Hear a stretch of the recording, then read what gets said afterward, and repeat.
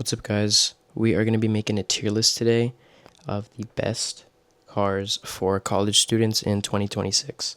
It's going to be kind of a different type of style YouTube video that I'm making, but I do want to make some desk content too, so this is going to be based off my own opinion. Nothing that I say in this video is subjective. You don't have to agree with me.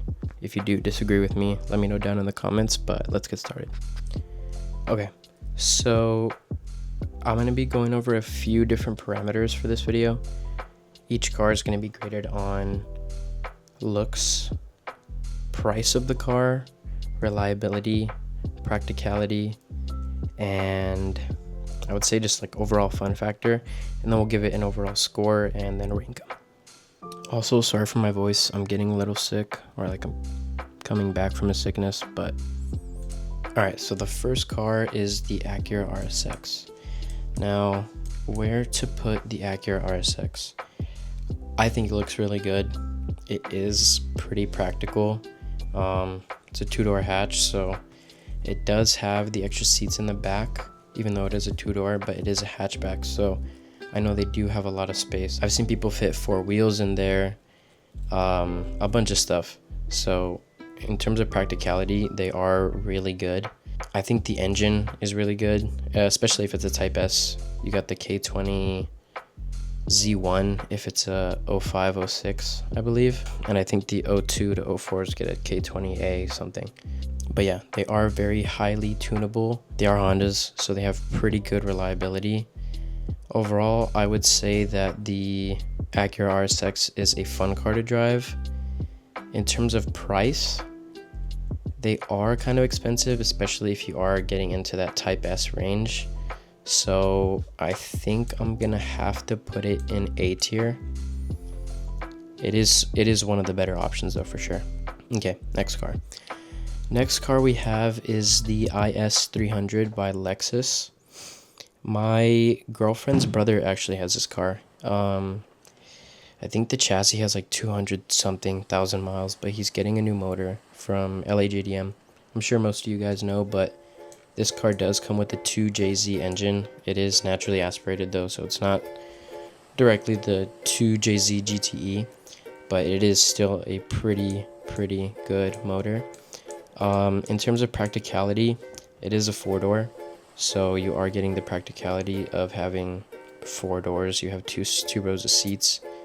Trunk space is pretty good for this car. It is really comfortable. It is a Lexus overall. So they have that luxury styling and the luxury feel to them. In terms of fun, you can make these cars pretty fun. I know I've seen a couple instances where people turbo them. It's not exactly the same 2JZ GTE motor, but it has potential, I've seen people even like autocross these IS300s are sick. They're really cool cars. In terms of price, right now I believe they're going around like 7 to 10K for like a clean title. And then to get a manual it'd be a little bit more expensive. But overall, let's give it an A. Next car we have is the 350Z. So for the 350Z,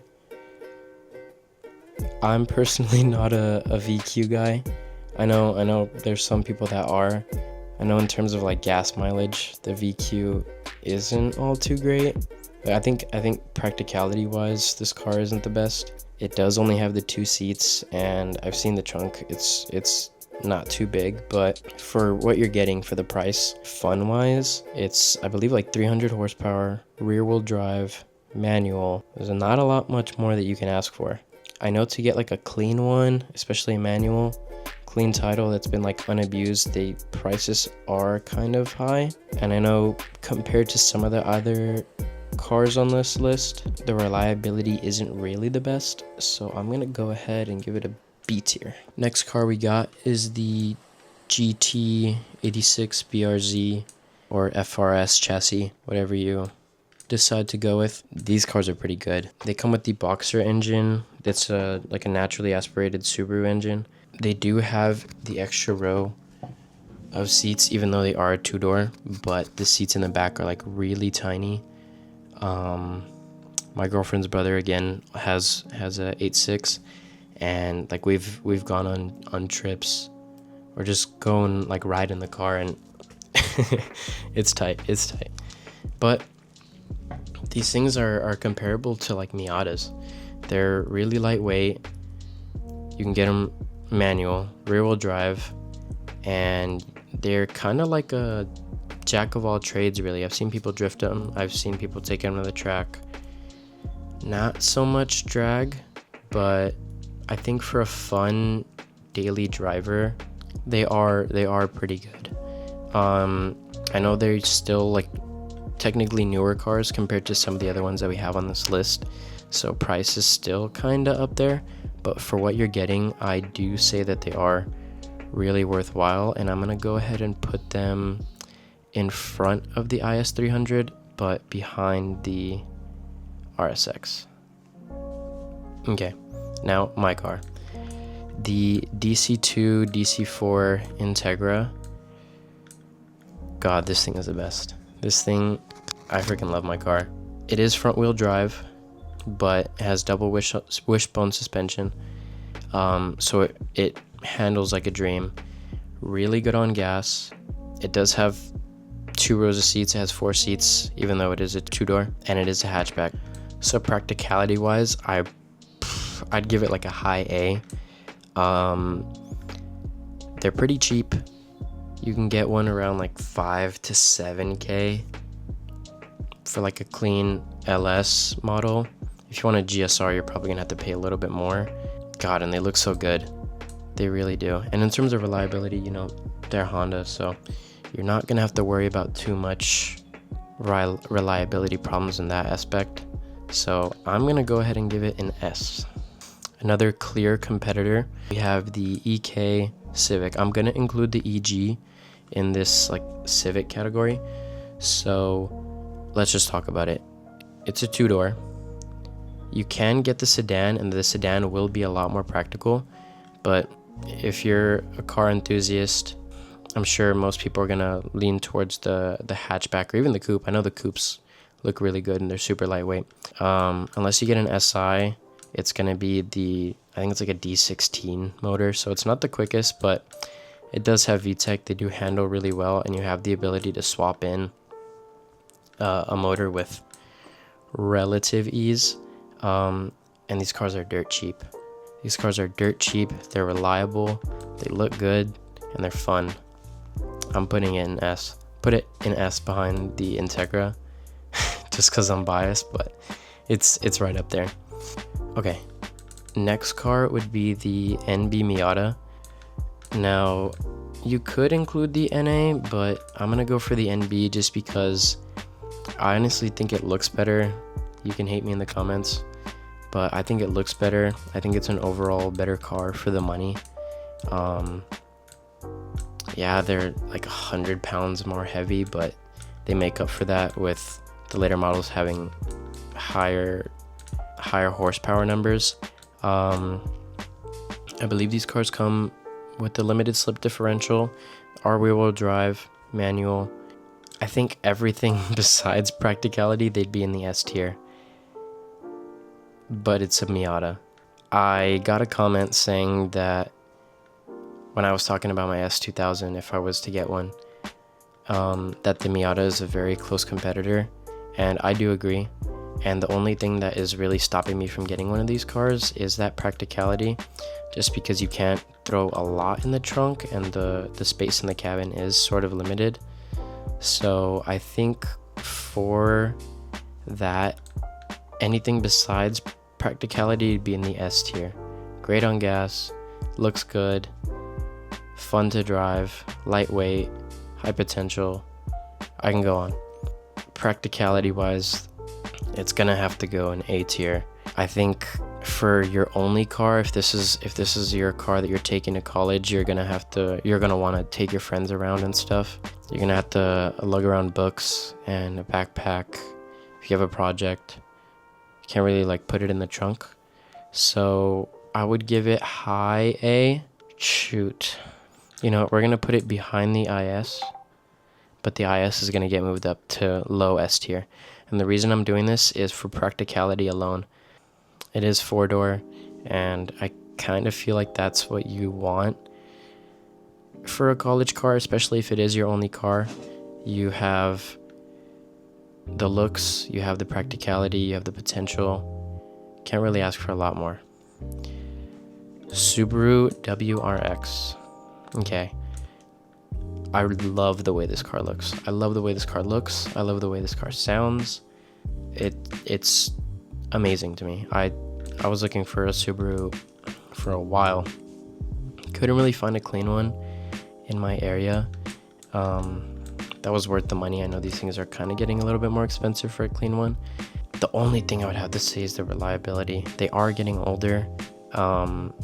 And the thing with buying a used car, at least, is you don't know exactly 100% the maintenance that's been done on the car. So you don't know if a head gasket's been done.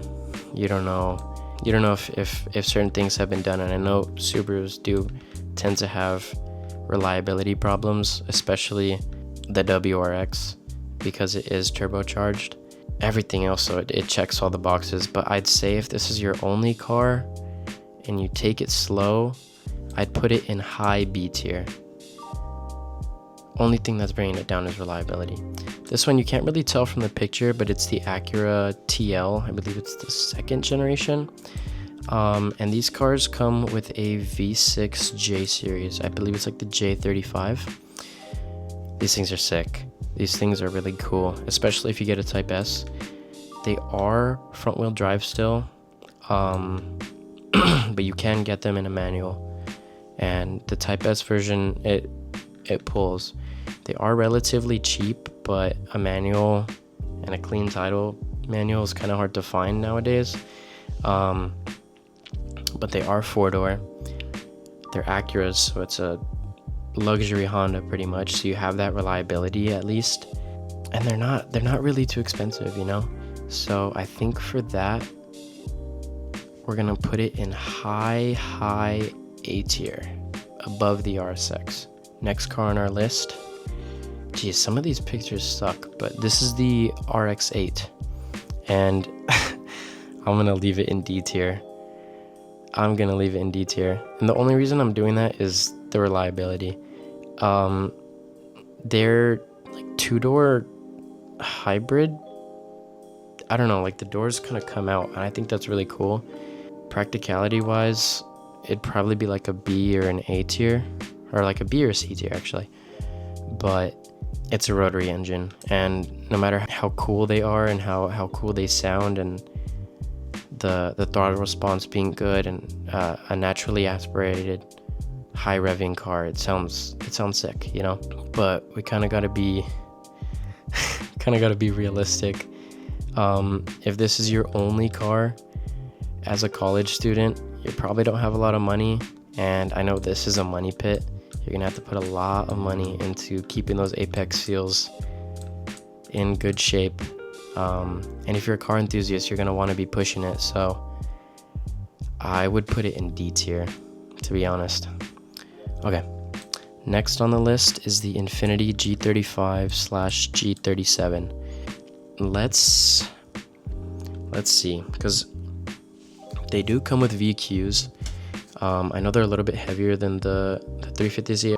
Finding a manual is pretty hard to find. I honestly think that they look good though. I think that they look good. The coupes are obviously going to be a little bit more impractical than the sedans, but I do think the coupes look a little bit better.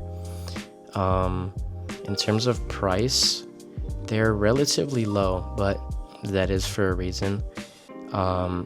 And it has really nothing to do with the car itself, but more so the previous owners. The previous owners on a lot of these cars take them to takeovers. They're infamously known with being taken to takeovers or just modded to shit.